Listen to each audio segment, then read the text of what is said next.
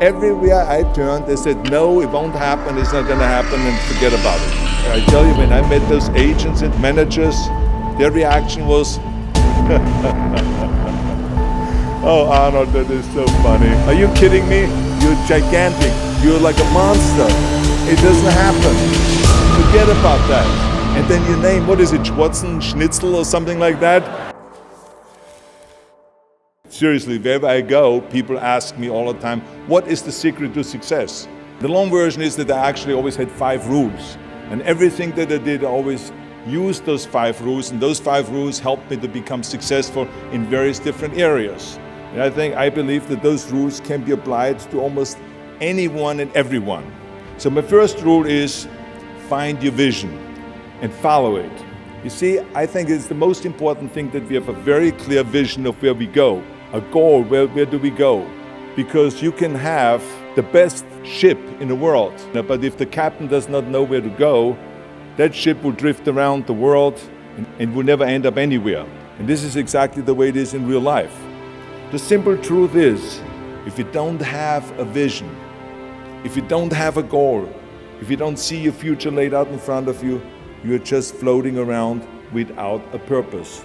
This is why so many people around the world are unhappy with their jobs. I mean, in America, 74% of the people hate their job and would like to change jobs. I always smiled when I worked, no matter how hard I worked. I always had a great time, no matter what I did. It didn't matter if it was in bodybuilding, or if it was in the movies, or if it was as governor. People ask me in the gym all the time, why are you smiling all the time? Why are you so happy? You have to lift 50 tons of weights. I tell them always, I say, I smile because I know exactly that every rep that I do, if they get one step closer to turning that vision of mine into reality and becoming that Mr. Universe. Always discover your vision, and the rest will follow. My second rule is never ever think small. If you're going to accomplish anything, you have to think big. You have to go and shoot for the stars. The biggest challenge most people have is because they think small. And the reason why people think small and why they choose small little goals is because they're afraid to fail. They know that if you shoot for a big goal, then the chances of failing are very high. I say to myself, hey, I'm not worried about failing because that's part of life. You're not gonna go and win everything. And how far can you fall? Look at this is the ground. That's as far as I can fall. And you know something? That the only time you really consider the failure is if you fall and you don't get up. But if you get up, you never consider the failure. So I never considered myself a failure. I always considered myself a winner, even though I fell every so often. But I always got up and I always moved forward. I didn't just think about being in movies. No, I wanted to be a movie star. I wanted to have above the title billing. I wanted to become the highest paid entertainer. I basically wanted to be another John Wayne. What's wrong with that? Never think small, think big. My third rule is ignore the naysayers. I think it is natural that when you have a big vision and big dreams and you have big goals, that people are gonna say around you, I don't think it can be done. I think it's impossible. I tell you, I heard this all the time, but I want to tell you, don't ever let them stop you from dreaming and from shooting for the big goal. Just think about how many times my career would have stopped. My career would have ended if I would have listened to the naysayers. I mean, it started right away when I was 15 years old and I became a bodybuilder. Right after that, when I said, I want to be a world champion in bodybuilding, I want to be Mr. Universe. They immediately said, are you crazy? Bodybuilding is an American sport, forget about it, it's nuts. And then when I wanted to go into show business, after I won 13 world championship titles in bodybuilding, I said, I want to be like Reg Park. I want to be a Hercules, I want to get into movies. Well, I tell you, when I met those agents and managers, their reaction was,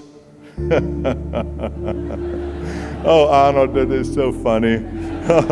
You want to be what, a leading man? Oh, come on. I mean, look, first of all, let's start with your body. You're gigantic, you're like a monster. Are you kidding me? And then your accent, oh, it gives me the chills just listening to your German bullshit. Come on now. I mean, be serious, have you ever seen an international movie star with a German accent? It doesn't happen. Forget about that. And then you name, what is it, Schnitzel or something like that? Imagine that. Everywhere I turned, they said, no, it won't happen, it's not gonna happen, and forget about it. Luckily, I did not listen. I did not listen because I knew if I worked hard enough, and if I worked as hard as I did in bodybuilding, 5-6 hours a day, that I will make it, that I could prove them wrong. And I started working very hard. I started taking acting classes, English classes, even accent removal classes. All of a sudden, I got a little break. All of a sudden, I got a TV show, a little part, then another little part, and then Pumping On and Stay Hungry, and then, of course, I landed the big role of Conan the Barbarian. So finally, I got the big break. So as you see, everything that the naysayers said was a liability became an asset. So I just recommend to you very strongly, ignore the naysayers. My fourth rule is, work your ass off.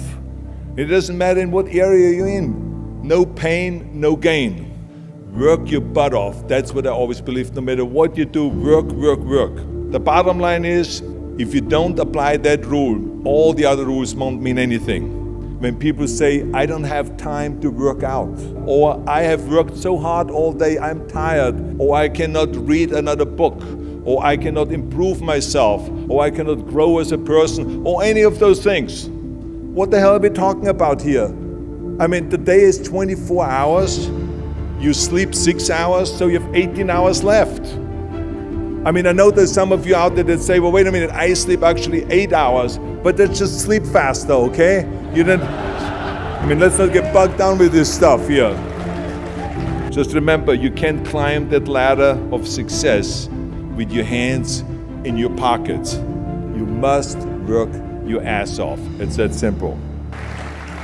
And my fifth and last rule is, don't just take, give something back. Now, I love the words of my father-in-law, Sergeant Shriver. He said, tear down that mirror that makes you always look at yourself, and you will be able to look beyond that mirror, and you will see the millions and millions of people that need your help. And I saw those millions and millions of people. And this is why I tried to take every opportunity that I could to give something back. I started training Special Olympians. I started after-school programs for the most vulnerable children, for inner-city children, to make them be able to say no to drugs, no to gangs, and no to violence. We don't have to just work on me. We should also work on we.